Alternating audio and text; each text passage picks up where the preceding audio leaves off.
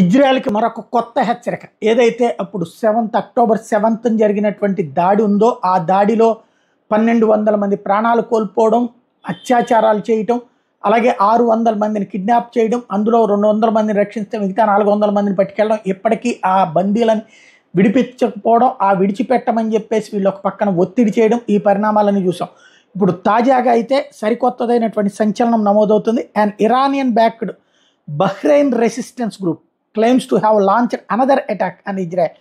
Iran's IRNA reported on May 4th that the group said it had carried out a second attack targeted Elliot.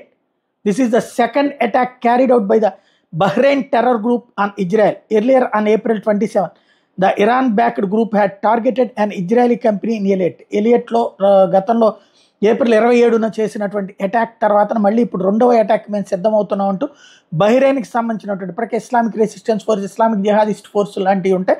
ఇప్పుడు ఈ Bahrain resistance group అనేటువంటి అంటే మొత్తం ప్రపంచవ్యాప్తంగా తీవ్రవాద సంస్థలందరినీ రెచ్చగొడుతోంది, నడుపుతున్నది Iran అని మరొకసారి అర్థమైంది. వాళ్ళు ఇజ్రాయెల్లో మరొకసారి విధ్వంసం చేస్తామంటున్నారు.